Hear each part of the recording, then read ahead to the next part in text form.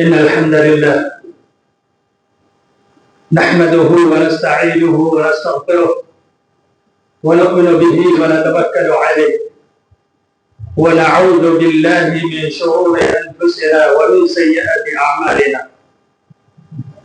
من يهده الله فلا مضل له ومن يضلل فلا هادي له وأشهد أن لا إله إلا الله وأشهد أن محمدا عبده ورسوله أما بعد فإن أصدق الحديث كتاب الله وخير الهدي هدي محمد صلى الله عليه وسلم وشر الأمور محدثاتها وكل محدثة بدعة وكل بدعة ضلالة وكل ضلالة في النار. أعوذ بالله السميع العليم من الشيطان الرجيم من همزه ونفخه ونفثه. بسم الله الرحمن الرحيم. يا أيها الناس اتقوا ربكم الذي خلقكم من نفس واحدة وخلق منها زوجها وبث منهما رجالا كثيرا ونساء واتقوا الله الذي تساءلون به والأرحام إن الله كان عليكم رقيبا. يا أيها الذين آمنوا اتقوا الله حق تقاته ولا تموتن إلا وأنتم مسلمون. يا أيها الذين آمنوا اتقوا الله وقولوا قولا سديدا يصلح لكم أعمالكم ويغفر لكم ذنوبكم ومن يطع الله ورسوله فقد فاز فوزا عظيما. قال تعالى في القرآن المجيد: أعوذ بالله السميع العليم من الشيطان الرجيم. وأوفوا بالعهد إن العهد كان مسؤولا. وقال تعالى في موضع آخر: وقفوهم إنهم مسؤولون.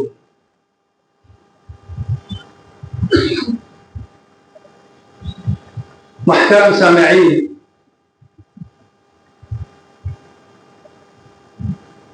سب سے پہلے اللہ سبحانہ و تعالیٰ کی تعریف و توصیف جیسا کہ اس کی ذات کے لیے لائق ہے، اور پھر محمد رسول اللہ صلی اللہ علیہ وسلم پر درود و سلام اس مقدار میں جتنا ان کی ذات کے لیے لائق اور زیبا ہے۔ اللہم صلی علیہ وسلم وبارک وانعم علیہ وآلہ یا رب العالمین۔ آج ہم ایک اہم موضوع پر گفتگو کریں گے انشاءاللہ۔ یہ ایک ایسا باب ہے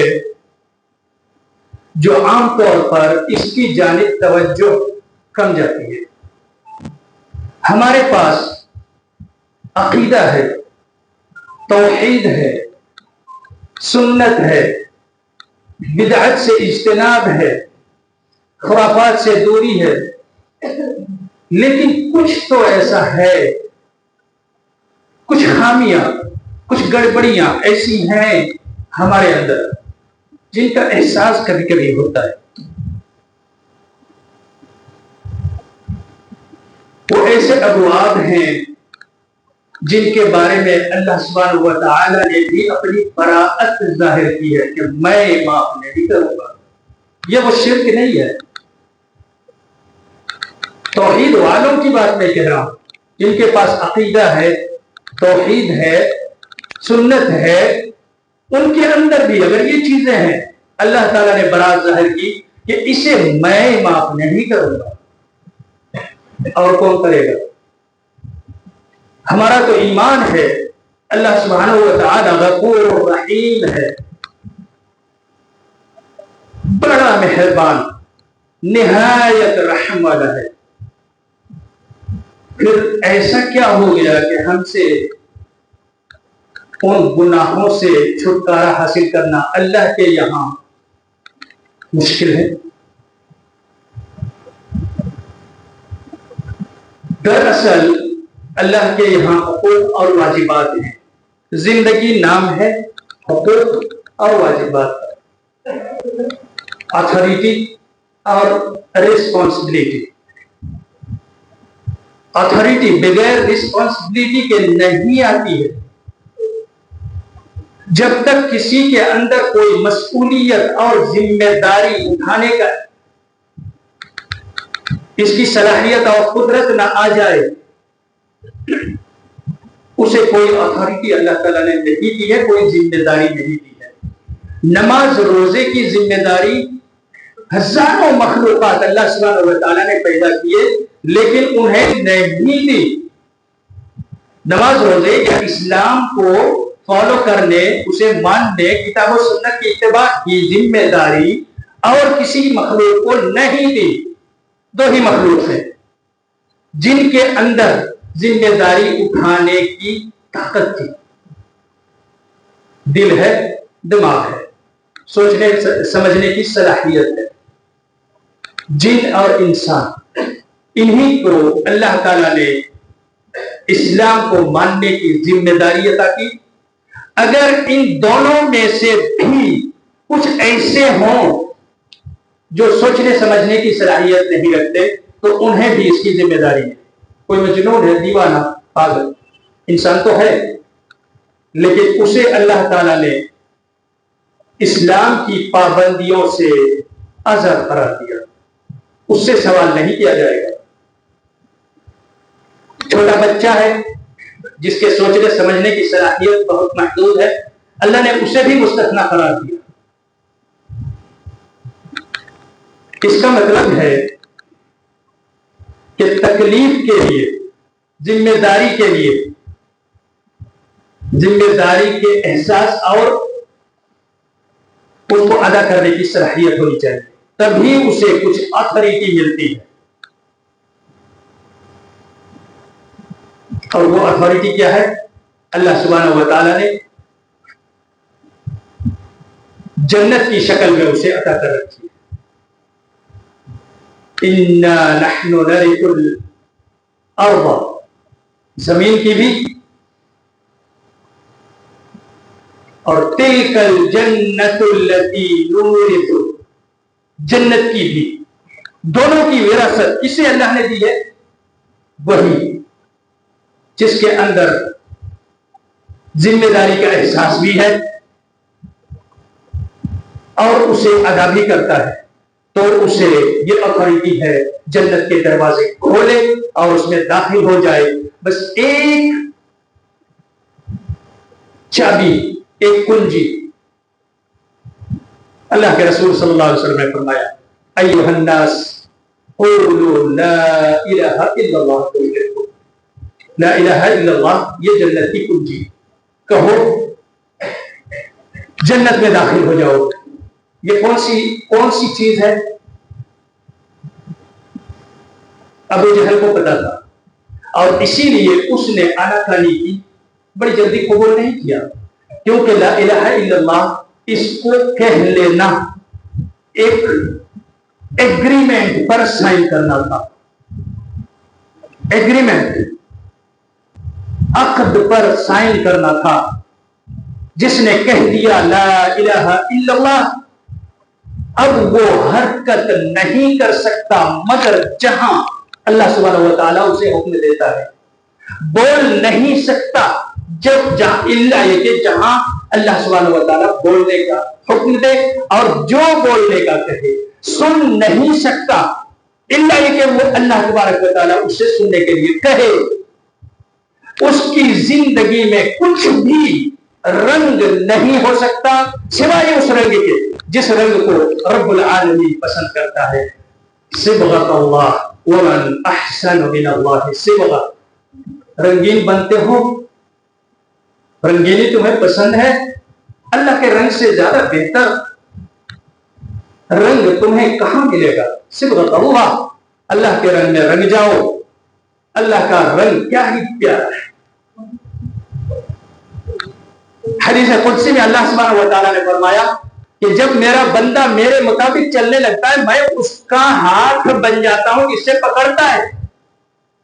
اس کا یہ مطلب نہیں اللہ ہاتھ بن جاتا ہے، اس ہاتھ سے سوائے اللہ کے اور کوئی کام ہو ہی نہیں سکتا۔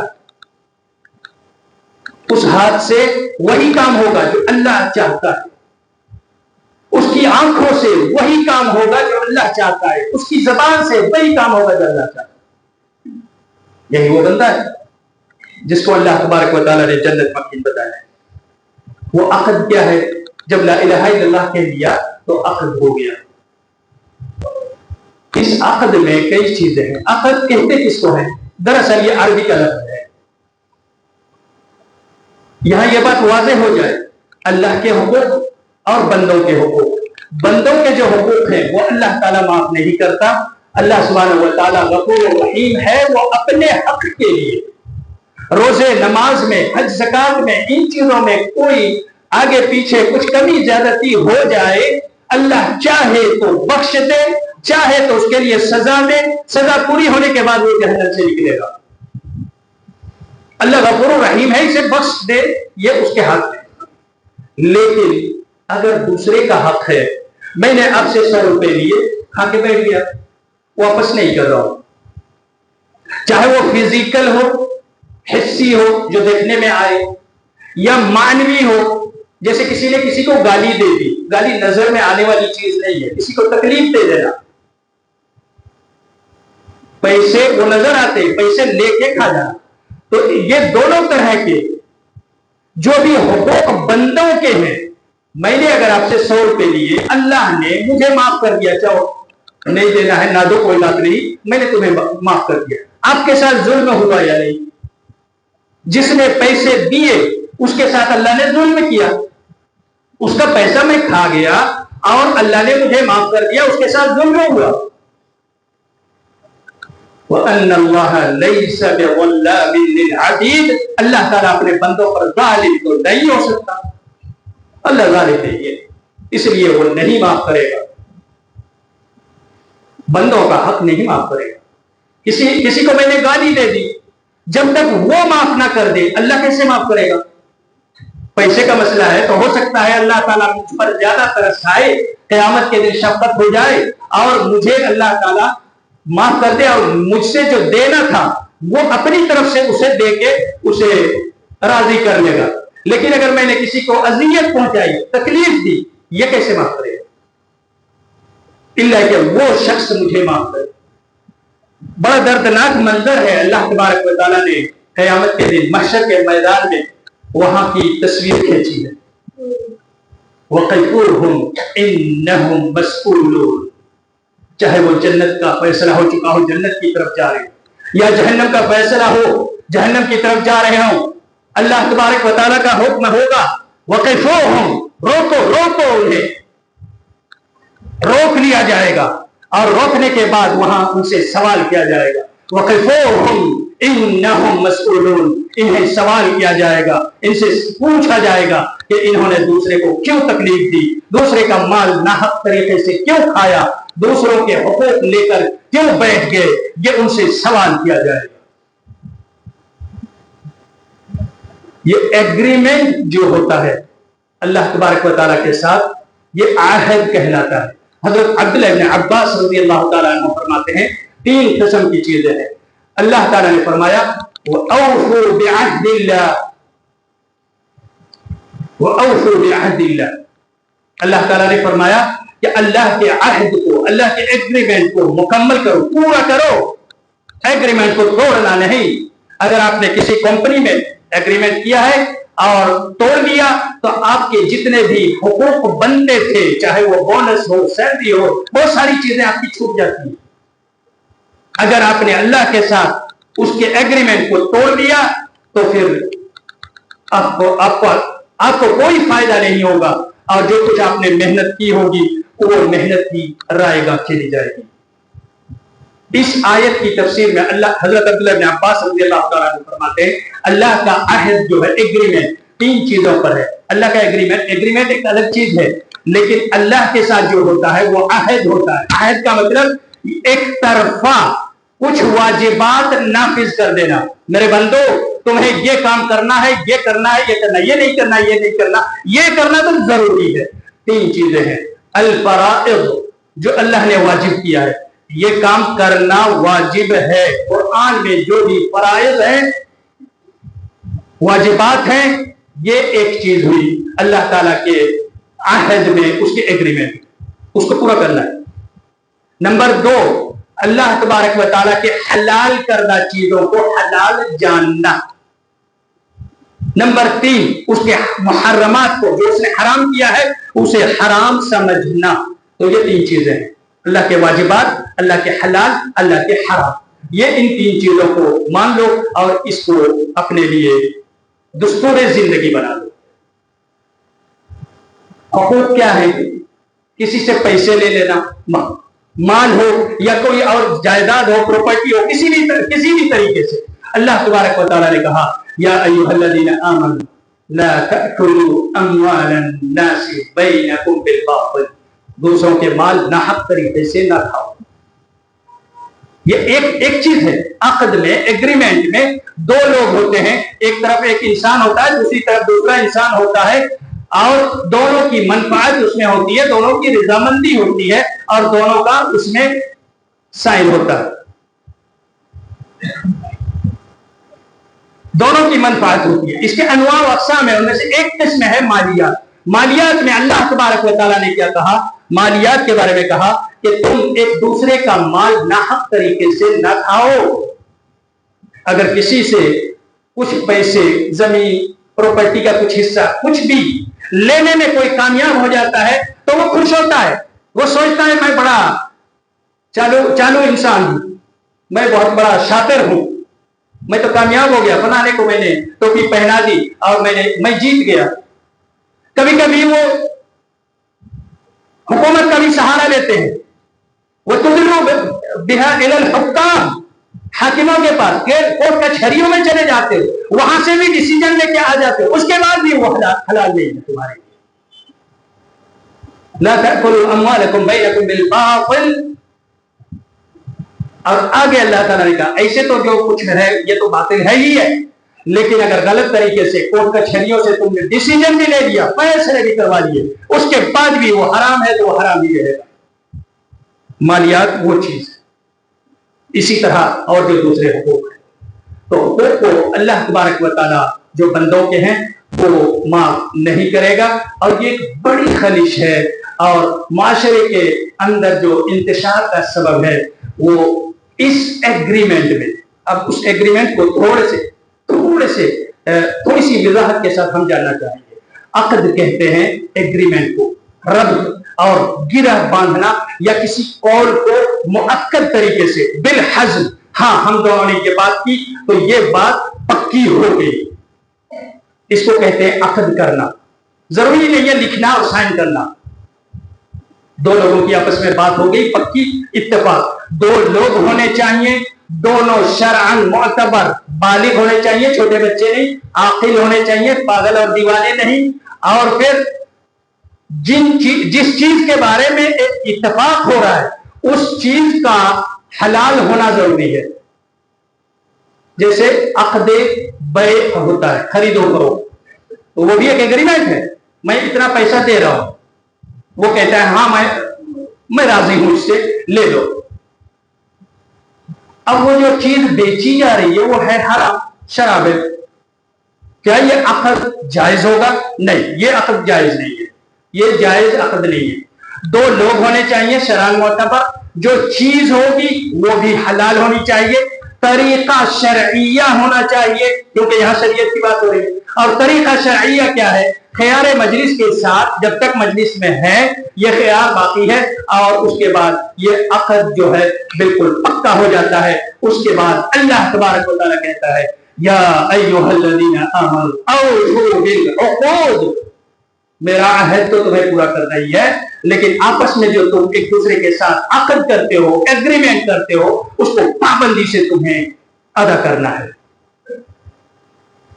زید بن اسلم وہ فرماتے ہیں کہ عقد میں بہت ساری چیزیں ہیں، لیکن ان میں سے کئی چیزوں کو انہوں نے اجاگر کیا ہے. نمبر ایک، جیسے سب سے پہلے تو اللہ کا عہد ہے. اللہ نے جو عہد کیا یا ہم نے ایگریمنٹ کیا، ہم نے اپنی جان، اپنا مال، اپنا نفس اللہ کو دے دیا. بدلہ میں کیا ملا؟ ہمیں بدلہ ملنا چاہیے، ورنہ یہ ہفتہ وصولی ہے.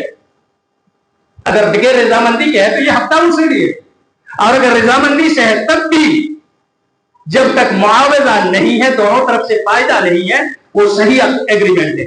ہم نے جب اللہ سے ایگریمنٹ کیا، اللہ کو رب مان لیا اور اس کی باتوں کو مان لی، اللہ تبارک و تعالیٰ کو ہم نے دیا کیا؟ ان اللہ اشترى من المؤمنین انفسهم واموالهم بان لهم الجنہ. اللہ نے مومنین کے نفس، مال، ان چیزوں کو خرید لیا. اللہ نے لے لیا، ہم نے اسے دے دیا. بدلہ میں کیا دیا اللہ تعالیٰ نے؟ قیمت کیا چکائی؟ قیمت ہے جنت. بِأَنَّ لَهُمُ الْجَنَّةِ، جنت قیمت بنی، جنت قیمت بنی. تو ایک مومن کا عقد یا عہد اللہ تبارک و تعالیٰ کے ساتھ، پہلا عہد یہی ہوا. جب ہم نے اللہ کو رب مان لیا تو اللہ تبارک و تعالیٰ کہتا ہے کہ وَقَضَىٰ رَبُّكَ أَلَّا تَعْبُدُوا إِلَّا إِيَّاهُ وَبِالْوَالِدَيْنِ إِحْسَانًا. اللہ تبارک و تعالیٰ نے یہ کلیئر فیصلہ کر دیا کہ اس کے سوا کسی کی ہرگز عبادت نہ کرو. عبادت صرف سر جھکانا یا نماز پڑھنا نہیں، عبادت صرف حج کرنا اور عمرہ کرنا نہیں، عبادت صرف ہاتھ اٹھا کے مانگنا نہیں.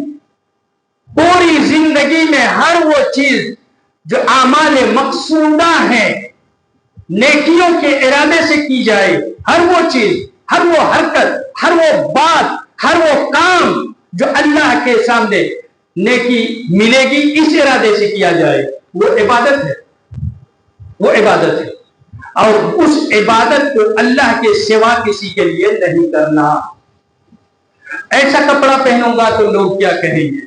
بات چھوٹی سی ہے، لیکن اگر آپ نے ویسا کپڑا اس لیے پہنا ہوتا کہ اللہ کو اچھا لگتا ہے، خُذُوا زِینَتَکُمْ عِنْدَ کُلِّ مسجد، جب بھی مسجد میں آؤ تو بہترین لباس پہن کے اللہ کو دکھاؤ، اللہ نے دیا ہے، اللہ کو پہن کے دکھاؤ، اپنے زیب و زینت کے ساتھ مسجدوں میں آؤ. خُذُوا زِینَتَکُمْ عِنْدَ کُلِّ مسجد، تو اللہ اس پر اجر دیتا، ثواب دیتا. قیامت کے دن ہم کہیں گے اے اللہ، ہم پہن کے تو اچھا جاتے تھے مسجد میں، اس کا ثواب ابھی ملا نہیں ہے، اس کا بھی ثواب ہمیں ملنا چاہیے. اللہ تعالیٰ کہے گا تم نے کیا کس کے لیے تھا؟ میرے لیے تو نہیں کیا تھا. تم نے سوچا تھا نہیں ایسا پہن کے نہیں جاؤں گا تو لوگ کیا کہیں گے. اب لوگوں کے لیے تم نے پہنا تھا، لوگوں سے جا کے مانگنا ثواب، اور لوگ کوئی وہاں ثواب دینے کے لیے موجود نہیں ہوں گے. تو اللہ تبارک و تعالیٰ کا جو عہد ہے، اللہ کے سوا کسی کی عبادت نہ کی جائے. ہر کام جس میں ہم نیکی کی امید رکھیں وہ کام صرف اللہ کے لیے کی جائے، اور دین اور رسول صلی اللہ علیہ وسلم سے محبت کی جائے، ان کی اتباع اور اطاعت کی جائے. یہ نمبر ایک اللہ کا عقد. دوسرا جو عقد ہوتا ہے وہ عقد تحالف، الائنس میں بھی جیسے دو ملک آپس میں الائنس کر لیتے ہیں، ایک دوسرے کے ساتھ مل جاتے ہیں. تمہارے اوپر حملہ ہوگا تو ہم ہوں گے، اور ہمارے اوپر حملہ ہوگا تو تم ہوگے. تو اس طرح سے وہ آپس میں الائنس کرتے ہیں، اسے بھی پورا کرنا ہے گرچہ وہ غیر مسلم بھی کیوں نہ ہو. اسی طرح عقد بیع ہوتا ہے، خرید و فروخت میں جو عقد ہوتا ہے ایگریمنٹ. تو خرید و فروخت میں بھی اللہ تبارک و تعالیٰ نے عقد کو ضروری قرار دیا ہے، پورا کیا جائے اس کو. یا ایھا الذین آمنوا اوفوا بالعقود، اپنے عقد کو پورا کرو، جو تم نے ایگریمنٹ کر لیا اسے مکمل کرنا ضروری ہے. اس کے بغیر اللہ تبارک و تعالیٰ تمہیں بخشے گا نہیں، کیونکہ یہ حقوق العباد میں سے ہے. اور اس کے بعد ایک جو شراکہ ہوتا ہے، کمپنی بنتی ہے یا اور کوئی چیز ہوتی ہے، اسکول مدرسہ ہے، مسجد میں کام کرنے کے لیے ہے، آپ نے کوئی بزنس کھول رکھا ہے، اس میں آپ نے کسی کے ساتھ ایگریمنٹ کیا ہے، عامل کا اور صاحب عمل کا ایگریمنٹ ہوتا ہے. اس ایگریمنٹ پر بھی عمل کرنا ہے، دونوں کو عمل کرنا ہے. مزدور کو محنت اور مشقت کرنی ہے جس طرح سے اس نے عقد کرتے وقت ارادہ کیا تھا، اور جو صاحب عمل ہے، بزنس والا ہے، بزنس میں اسے اس کی مزدوری دینی ہے جیسا کہ عقد کے وقت اس سے بات ہوئی ہے. اس میں بھی بہت سارا ادھر ادھر کیا جاتا ہے، اور جو جیت جاتا ہے چپکے سے کچھ خیانت کرنے میں، وہ خوش ہوتا ہے کہ میں بڑا شاطر ہوں اور مجھے کوئی پکڑ بھی نہیں پایا، اتنا میں نے کمال سے اپنے حق میں کر لیا۔ تو یہ کمال نہیں ہے، یخادعون اپنے نفس کو وہ دھوکہ دے رہے ہیں۔ یخادعون اللہ ورسولہ، کیا آپ چاہتے ہو کہ اللہ اور اس کے رسول کو دھوکہ دو؟ ان کو دھوکہ نہیں دے رہے ہو، اپنے نفس کو دھوکہ دے رہے ہو۔ قیامت کے دن اللہ تبارک و تعالیٰ ٹھوک کے پوچھے گا، ایک ٹیچر سے پوچھے گا، تمہارے پاس بچے اتنے تمہارے ہاتھوں میں پیرنٹس نے دیے ہوئے تھے، تم نے کیوں ان کے ساتھ ناانصافی کی؟ ان کی صحیح تعلیم و تربیت کیوں نہیں، جیسا کرنا چاہیے ویسا تم نے کیوں نہیں کیا؟ ایک طالب کو یہ سوال کیا جائے گا کہ تم طالب تھے، ذمہ داری تمہاری بھی انسٹیٹیوٹ کے بارے میں تھی، وہ تم نے ذمہ داری کیوں نہیں نبھائی؟ تمہاری ذمہ داری اور اتھارٹی جو کچھ بھی تھی اس کے بارے میں سوال کیا جائے گا۔ اور یہی ہر مستوی پر، حتیٰ کہ ایک گھر میں مرد جو ہے پورے گھر کا ذمہ دار ہے اور اسے سوال کیا جائے گا، الا کلکم راع وکلکم مسئول عن رعیتہ۔ اللہ کے رسول صلی اللہ علیہ وسلم نے فرمایا مرد گھر کا ذمہ دار ہے اور پورے گھر کے بارے میں سوال کیا جائے گا۔ عورت اپنے گھر میں اپنے شوہر کے مال اور اس کی اولاد کی تربیت کے لیے ذمہ دار ہے، اسے بھی قیامت کے دن سوال کیا جائے گا۔ بچوں سے بھی سوال کیا جائے گا جب وہ بڑے ہو جائے، اس کے بعد اگر ان کے والدین اولڈ ایج ہوم وردھا آشرم میں کوئی نظر آئے، اللہ قیامت کے دن پوچھے گا یہی تمہاری ذمہ داری تھی، یہ تم نے ایگریمنٹ کیسے توڑ دیا اللہ تعالیٰ کے ساتھ؟ یہ تو ایگریمنٹ نہیں تھا، تمہارا ایگریمنٹ، تمہارے ایگریمنٹ میں پہلے اللہ کے ساتھ تھا، وَقَضَى رَبُّكَ أَلَّا تَعْبُدُوا إِلَّا إِيَّاهُ وَبِالْوَالِدَيْنِ إِحْسَانًا، احسان کرنا تھا، حسن سلوک کرنا تھا ماں باپ کے ساتھ۔